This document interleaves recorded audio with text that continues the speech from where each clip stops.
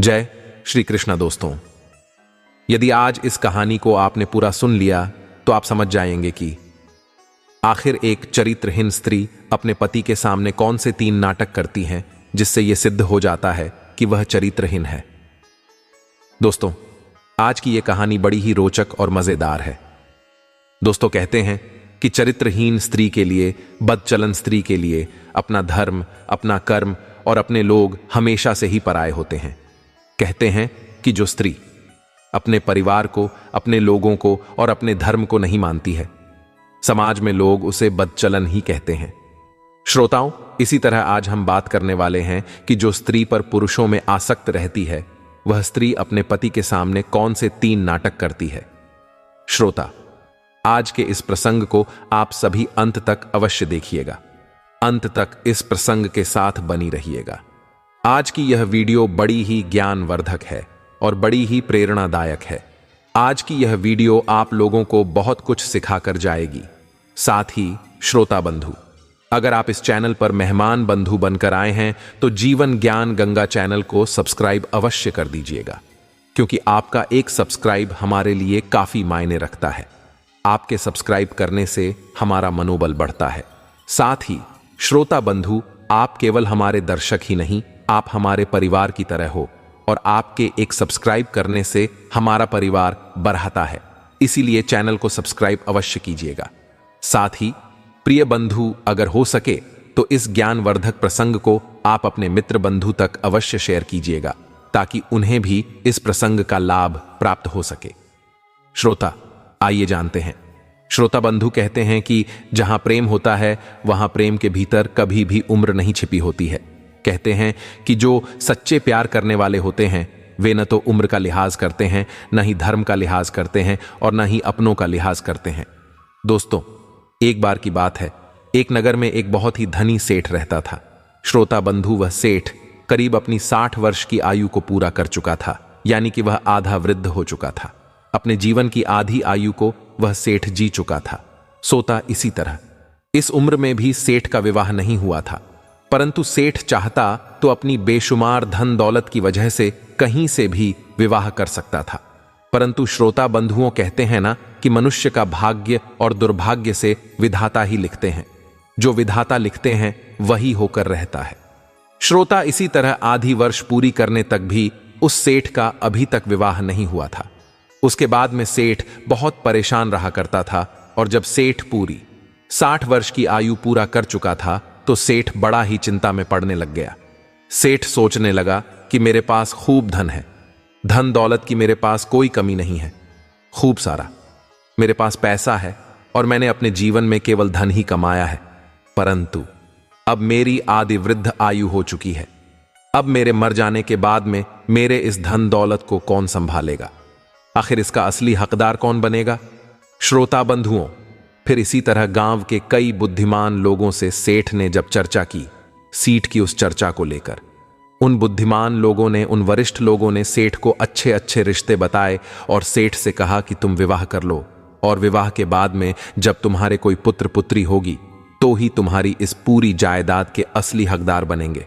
श्रोता बंधु, इसी तरह फिर सेठ के पास खूब सारा धन था। धन की सेठ के पास कोई कमी नहीं थी, तो सेठ अपने विवाह योग्य लड़की देखने के लिए चला जाता है। श्रोता, जब लड़की के घर सेठ जाता है और अपनी वधू को देखता है, अपनी पत्नी को देखता है, तो सेठ की पत्नी करीब 20 वर्ष की एक नई युवती, एक स्त्री थी, एक लड़की थी। दरअसल उसके बाद में सेठ उस लड़की को देखकर, उस स्त्री को देखकर प्रसन्न हो जाता है और विवाह करने के लिए तैयार हो जाता है। श्रोता, फिर इसी तरह उस युवती स्त्री का विवाह उस वृद्ध सेठ से कर दिया जाता है। प्रिय दर्शन, उसके बाद में उसने युवती लड़की से विवाह कर कर अपने घर ले आता है। जब सेठ अपनी पत्नी को अपने घर लेकर आता है तो दूसरे दिन ही सेठ अपनी पत्नी को अपने घर की सारी जिम्मेदारी सौंप देता है। श्रोता, फिर इसी तरह जब रात्रि का समय होता था और सेठ जब अपनी पत्नी के पास समागम करने के लिए जाता था तो उसकी पत्नी उसे आसपास भी नहीं रहने देती थी, क्योंकि वह वृद्ध था और दुरुस्त। दोस्तों, कहा जाए तो उस सेठ की उम्र उस युवती लड़की के पिता के समान थी, और देखा जाए तो यह एक पाप के समान ही है।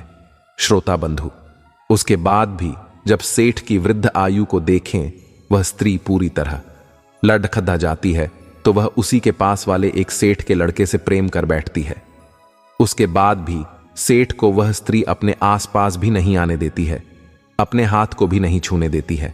और जैसे ही सेठ रात्रि का समय होता और सो जाता है तो वह अपने पति से सेठ से झूठ बोलकर और उस सेठ के लड़के से मिलने के लिए चला जाया करती।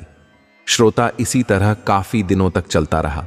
सेठ ने भी कुछ नहीं कहा, क्योंकि सेठ अपनी उस पत्नी को खोना नहीं चाहता था।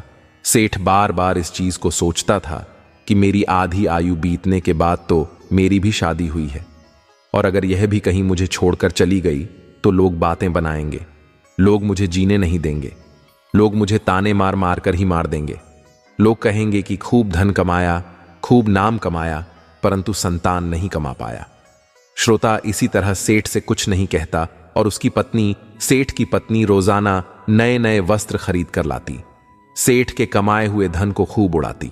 श्रोता, फिर जैसे ही सेठ अपनी पत्नी की लगाम कसने को करता, अपनी पत्नी को थोड़ा भी डांटता तो सेठ की युवती स्त्री, वह पत्नी उसे उसकी वृद्ध अवस्था का बार बार हवाला देती और उससे कहती कि अब तुम्हारी वृद्धावस्था हो चुकी है, तुम मेरे लायक नहीं हो, परंतु मैं तुम्हारे इस वृद्धावस्था में भी तुम्हारा साथ दे रही हूं, यही बहुत बड़ी बात है। श्रोता, उसकी बाद में सेठ अपनी पत्नी से ही बहुत परेशान हो चुका था। श्रोता बंधु, उसके बाद भी सेठ एक दिन जब अपने नगर में घूमने के लिए जाता है तो उसको उसके कई सारे वृद्ध मित्र मिल जाते हैं। जब सेठ को सेठ के मित्र मिलते हैं तो सेठ के मित्र सेठ से कहते हैं कि अरे भाई, तुम्हारी अभी अभी नई शादी हुई है, तुम्हारा अभी अभी विवाह हुआ है, परंतु तुम्हारी पत्नी तो रोजाना रात्रि को उस सेठ के बेटे के पास आती है, तो भाई आखिर ऐसा क्यों हो रहा है? प्रिय बंधु, उसके बाद में सेठ उनके पास और देर नहीं रुकता है। सेठ अपने मित्रों की इस बात को एक ताने के समान ही मानता है। उसके बाद में सेठ जैसे ही अपने घर आता है, अपनी पत्नी को देखता है, तो सेठ अपनी पत्नी से साफ शब्दों में कह देता है कि सुनो, अब मुझे तुम्हारे साथ नहीं रहना है और मैं चाहता हूं कि अभी और इसी वक्त तुम मुझे छोड़कर अपने घर चली जाओ, अपने पीहर चले जाओ। मैं जैसे पहले था मैं वैसे ही अब भी रह लूंगा। मैं केवल तुम्हें अपनी संतान को इस दुनिया में लाने के लिए लाया था, अपने इस वंश का वंशज चलाने के लिए लाया था, परंतु तुम मेरी इस विवाह करने की सबसे बड़ी गलती का फायदा उठा रही हो। श्रोता बंधु, उसके बाद में वह सेठ अपनी उस बदचलन पत्नी को वहां से भेज देता है और अपनी सारी जमीन जायदाद, अपने सारे धन को गरीबों में बांट देता है और फिर सादा जीवन जीने लगता है और भगवान की भक्ति में लग जाता है। श्रोता, वह बात करते हैं कि जब स्त्री गैर मर्दों से समागम मनाती है, गैर मर्दों से आसक्त होती है, तो अपने पति के सामने, अपने परिवार के सामने कौन से 3 नाटक करती है?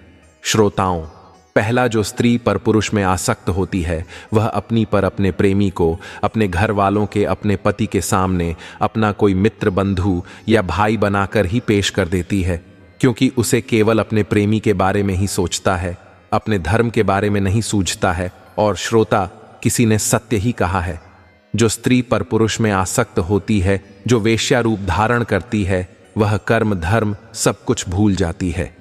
दूसरा है, जो स्त्री पर पुरुष में आसक्त होती है वह बार बार अपने घर से बाहर जाने का नाटक करती रहती है, अपने पति को, अपने परिवार को, अपने कुटुंब को झूठ बोल देती है।